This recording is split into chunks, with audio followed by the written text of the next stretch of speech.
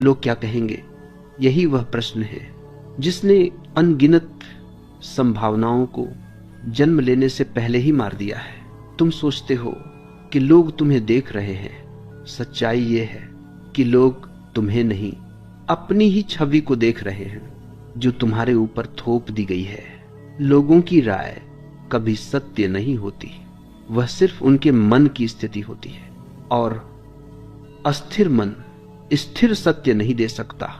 आज वे हंसते हैं, कल वही ताली बजाते हैं, और परसों वही तुम्हें भूल जाते हैं। लोगों की स्मृति बहुत छोटी होती है, लेकिन उनका प्रभाव तुम्हारे मन पर बहुत बड़ा होता है, अगर तुम उन्हें अनुमति दे दो। यही भूल है, जब तुम लोगों से मान्यता मांगने लगते हो, तुम अपने भीतर की सत्ता उनके हाथों में सौंप देते हो, और जिसने अपनी सत्ता दूसरों को दे दी वह फिर शिकायत करता है कि मैं कमजोर क्यों हूं। लोगों को दोष मत दो, दोष उस निर्भरता का है जो तुमने पाल ली है। लोग तो वही कहेंगे जो उन्हें कहना आता है। वे तुम्हारे भीतर नहीं उतर सकते, वे तुम्हारी पीड़ा नहीं जी सकते, वे तुम्हारी यात्रा नहीं समझ सकते। फिर भी तुम उनकी बातों से अपने जीवन की दिशा तय करते हो। यह अंधापन है।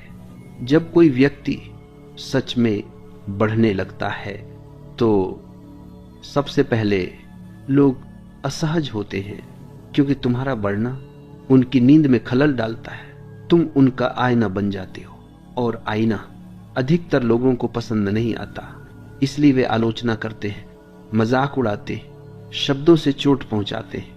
लेकिन ध्यान रखना, जो चोट शब्दों से लगती है वह तुम्हारी सहमति से लगती है।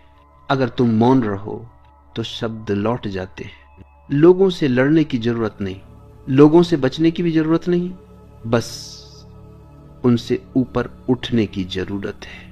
ऊपर उठने का अर्थ घमंड नहीं है, ऊपर उठने का अर्थ है भीतर उतर जाना।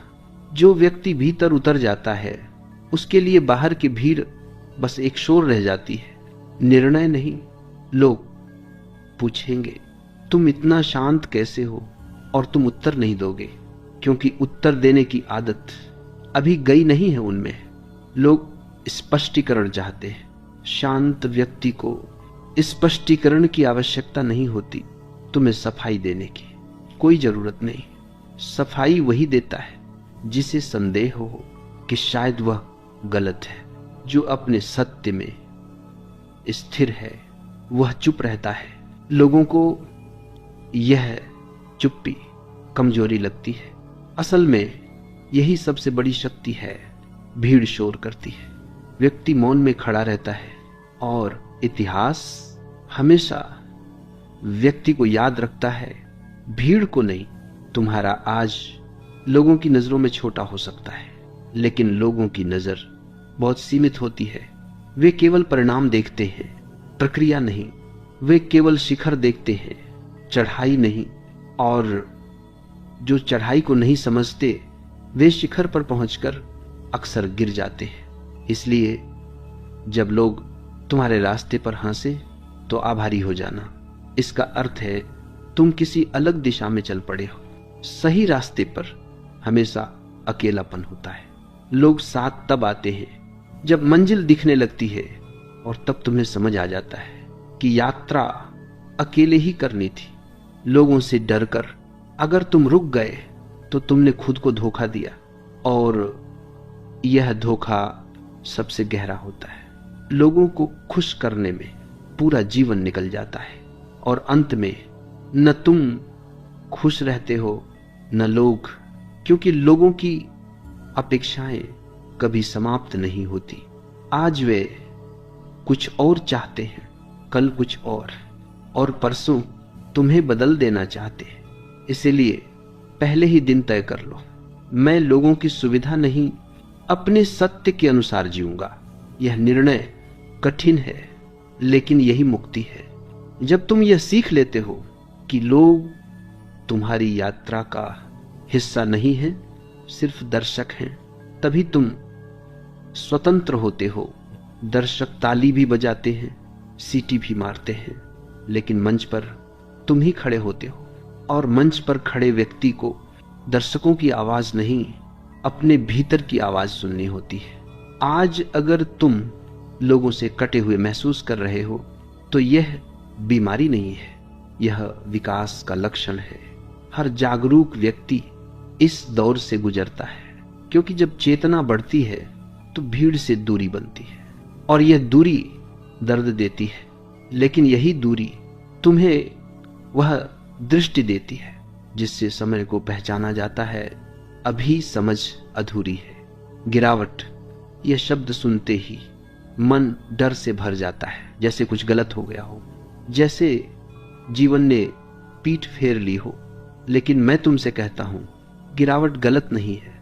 गलत है गिरावट से डर जाना। जो कभी गिरा ही नहीं वह कभी चला भी नहीं, और जो चला नहीं उसके लिए ऊंचाई का कोई अर्थ नहीं। जीवन में हर ऊंचाई से पहले एक गहराई आती है, और हर गहराई किसी दंड के लिए नहीं, किसी तैयारी के लिए होती है। तुम गिरते हो क्योंकि तुम सीख रहे हो, और तुम सीख रहे हो क्योंकि जीवन तुम्हें जिम्मेदारी देने वाला है। जिसे जीवन कुछ भी नहीं देना चाहता उसे कभी गिराता नहीं, उसे बस सतह पर तैरने देता है। गिरावट उन लोगों के लिए आती है जिनमें कुछ बनने की संभावना होती है, लेकिन समस्या यह है कि तुम गिरावट को अपमान समझ लेते हो। तुम सोचते हो लोग क्या कहेंगे, यही सबसे बड़ी भूल है। गिरावट तुम्हारी नहीं, तुम्हारे अहंकार की होती है, और अहंकार का गिरना आवश्यक है। जब तक अहंकार खड़ा है सत्य भीतर उतर नहीं सकता। गिरावट तुम्हें नम्र बनाती है, और नम्रता कमजोरी नहीं, सबसे मजबूत आधार है।